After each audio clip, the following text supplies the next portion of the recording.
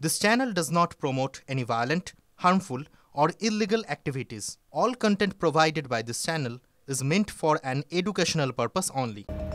আম্বেদকরের নাম নিয়ে অমিত শাহের মন্তব্যে বিতর্ক কেন্দ্রীয় স্বরাষ্ট্রমন্ত্রীর বিরুদ্ধে স্বাধিকার ভঙ্গের নোটিশ আনল তৃণমূল রাজ্যসভা থেকেও ওয়াকআউট করে তৃণমূল প্রতিবাদে সরব হয়েছে কংগ্রেস সংসদ চত্বরে আম্বেদকরের ছবি নিয়ে বিক্ষোভ দেখাতে থাকেন তারা আম্বেদকরের নাম নিয়ে অমিত শাহের মন্তব্যে বিতর্ক কেন্দ্রীয় স্বরাষ্ট্রমন্ত্রীর বিরুদ্ধে স্বাধিকার ভঙ্গের নোটিশ তৃণমূলের রাজ্যসভা থেকেও ওয়াকআউট করে তৃণমূল প্রতিবাদে সরব হয়েছে কংগ্রেস এই মুহূর্তে সংসদ চত্বরে ছবি আপনারা দেখতে পাচ্ছেন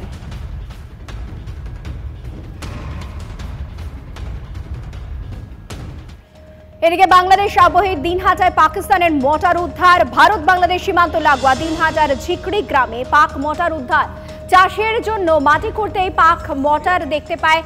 এক কৃষক 1971 সালে যুদ্ধের সময় পাকিস্তানে ব্যবহৃত মোটর বলে অনুমান করছে পুলিশ এলাকা ঘিরে ফেলে বিএসএফ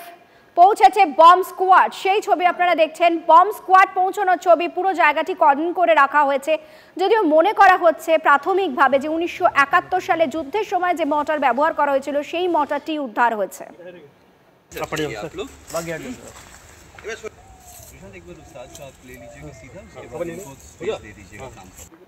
উত্তর চব্বিশ পরগনার পলতায় দুষ্কৃতী তাণ্ডব ভাঙচুর আগুন অভিযোগ লাঠি আগ্নেয়াস্ত্র হাতে 14 থেকে 15 জন দুষ্কৃতী হামলা চালায় নোয়াপাড়া থানায় অভিযোগ দায়ের হলেও এখনো পর্যন্ত কেউ গ্রেফতার হয়নি স্থানীয় পল্টু সরকারের বাড়িতে হামলায় তৃণমূলের হাত দেখছেন অর্জুন সিং প্রাক্তন সাংসদের অভিযোগ তৃণমূল আশ্রিত দুষ্কৃতী হান্নান এই হামলার নেপথ্যে রয়েছে যদিও তৃণমূলে জড়িত থাকার অভিযোগ মানতে চাইছে না তৃণমূল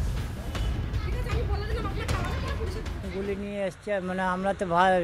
এত বড় বড় ইট পাটকেল ছুটছে রাস্তার মধ্যে কত লোক অ্যাক্সিডেন্টও হয়ে গেছে তারা তো পুরো ভিড় হয়ে গেছে আমরা বলছি তো কিছুতেই শোনে না শাবল দিয়ে সব ভেঙে টেঙে একদম পুরো মাঠ করে দিয়েছে এবার ভদ্রমহিলা বয়স্ক লোক এখনও কি মা গো বাবা গো চিল্লাচ্ছে কিছু বলতেও পারছে না তারপরে আমরা দেখি যখন টিন ফিন ভাঙছে তখন উঠে আসলাম দেখি যে সব ভাঙচুর করছে সবার হাতে মেশিন বন্দুক হ্যাঁ অত ভাগ্য ভালো যে চালায়নি তারপরে আমরা ভয়ে পালালাম রড লাঠিসোঁটা বন্দুক বোমা নিয়ে আক্রমণ এই মামুনি সরকারের বাড়িতে অল্পের জন্য তারা রেহাই পান প্রতিবেশীরা জানাচ্ছেন যে তারাও আতঙ্কিত এমন ঘটনায় বাড়ি ভেঙে অর্থাৎ টালি তার ভেঙে সমস্ত ভাঙচুর করে তছনছ করে দিয়েছে পুলিশকে জানিয়েও এখনও পর্যন্ত কেউ গ্রেপ্তার হয়নি নোয়াপাড়া থানার পুলিশ তাদেরকে যদিও খুঁজছে তবে নোয়াপাড়া থানায় অভিযোগ জানিয়েছেন মামুনি সরকারের পরিবার কেন দুষ্কৃতীরা এরকম হামলা চালালো তাদের বাড়িতে তারই তদন্ত চলছে তবে যেটা শোনা যাচ্ছে কোনো প্রমোটার চক্র তাদেরকে জোর করে এখান থেকে উঠাতে চাইছে যদিও প্রমোটার চক্রের তারা গা ঢাকা দিয়েছে এই ঘটনার পর পলতা থেকে বিশ্বজিতের সঙ্গে অনন্ত চট্টোপাধ্যায় টিভি 9 বাংলা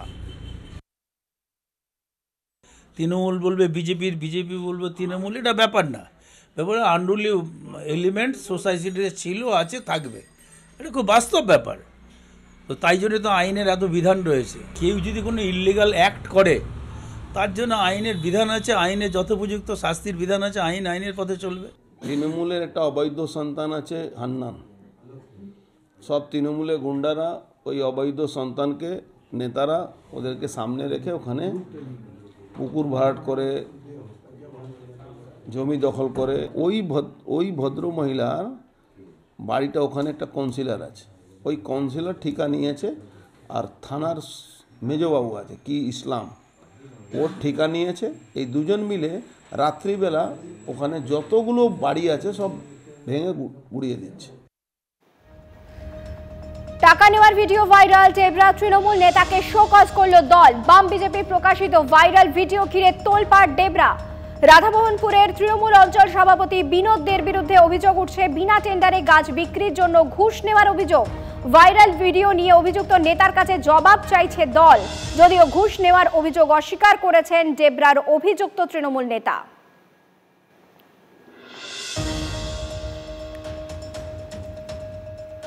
রাজ্যের শিক্ষা ব্যবস্থার সে কি হাল পড়াশোনা চালাতে নাকি এনজিওর শরণাপন্ন হতে হচ্ছে সরকারি স্কুলগুলিকে অভিযোগ, বছর শেষেও শিক্ষাবর্ষের ৭৫% টাকাই পায়নি রাজ্যের স্কুলগুলি। পুকুরের মাছ বিক্রি করে চক ডাস্টার কিনছে স্কুল কর্তৃপক্ষ। চুক্তিভিত্তিক কর্মীদের টাকা দিতে পারছে না বহু স্কুল। সরকারি স্কুল তুলে দিতে চাইছে রাজ্য সরকার, তোপ কেন্দ্রীয় শিক্ষা প্রতিমন্ত্রী সুকান্ত মজুমদারে। অন্যদিকে কেন্দ্রের ঘাড়ে দায় ঠেলছে শিক্ষা দপ্তর। সমস্ত কিছু বৃদ্ধি হচ্ছে, অর্থাৎ পুজো কমিটিগুলো টাকা বর্ধিত হারে পাচ্ছে, আমাদের লক্ষ্মীর ভাণ্ডারের টাকা বর্ধিতভাবে পাচ্ছে, কিন্তু স্কুলগুলোর জন্য বরাদ্দ টাকা 1 বছর চলে যাচ্ছে, এখনো টাকা বহু স্কুলের ব্যাংক অ্যাকাউন্টে ঢোকেনি। শিক্ষা দপ্তর এটা নিয়ে যদি না ভাবে, অব্যবস্থা তৈরি হবে, সঠিক পঠন পাঠনের পরিবেশ বজায় থাকবে না। তারা রিক্রুটমেন্টে প্রথমে করাপশন করেছে, করে শিক্ষা ব্যবস্থাকে বছরের পর বছর শিক্ষক থেকে বঞ্চিত রেখেছে। এখন এই কম্পোজিট গ্রান্ট না দিয়ে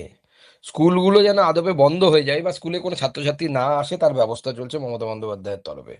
এবং মমতা বন্দ্যোপাধ্যায়ের সরকারের তরফে। এই সরকার দান ধ্যান করতে গিয়ে ভিখারিতে পরিণত হয়েছে এবং বাংলার মানুষকেও ভিখারি করার চেষ্টা করছে। এই সরকার যদি থাকে তো আগামী দিনে আগামী প্রজন্ম অশিক্ষিত প্রজন্ম হিসেবে তৈরি হবে। এবার মিড ডে মিলেও কাটমানি, স্কুল পরিদর্শকের বিরুদ্ধে প্রধান শিক্ষককে হুমকি, কাটমানি চাওয়ার অভিযোগ। ভয়ে জেলা শিক্ষা দপ্তরের দ্বারস্থ হয়েছেন প্রধান শিক্ষক। মুর্শিদাবাদের সারগাছি চক্রের রামেশ্বরপুর জুনিয়র বেসিক স্কুলের ঘটনা। স্কুল পরিদর্শক অমৃতা বিশ্বাসের বিরুদ্ধে কাটমানি চাওয়ার অভিযোগ প্রধান শিক্ষক সঞ্জয় দত্তের। জেলা প্রাথমিক বিদ্যালয় পরিদর্শক বিষয়টি খতিয়ে দেখার আশ্বাস দিয়েছেন, যদিও এ বিষয়ে মুখে কুলু পেটেছে স্কুল পরিদর্শক অমৃতা বিশ্বাস। মিড ডে মিলের থেকে তিনি আমাকে বলেন যে প্রতিদিন মানে কার্য দিবসে 30টা করে ছাত্র বাড়াতে হবে এবং তার হিসাবে 5 টাকা 45 পয়সা করে যা খরচ টাকা হয় তাকে দিতে হবে। আমাদের কোনো টাকা এক্সেস হয় না।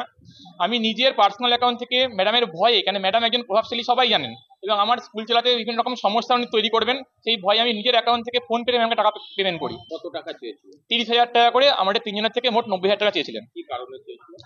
আমাকে যে কারণ দেখানো হয়, যেহেতু আমাকে পুলিশ কোর্টে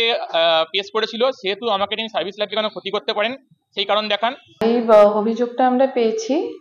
সেই অভিযোগের ভিত্তিতে এখন পুরো ঘটনাটাই তদন্ত সাপেক্ষ এবং ঘটনাটা আমরা মানে ঠিকমতো আগে তদন্ত হোক, সেই অনুযায়ী রুলস অনুযায়ী যেভাবে এগোতে হয় সেভাবেই আমরা এগোবো।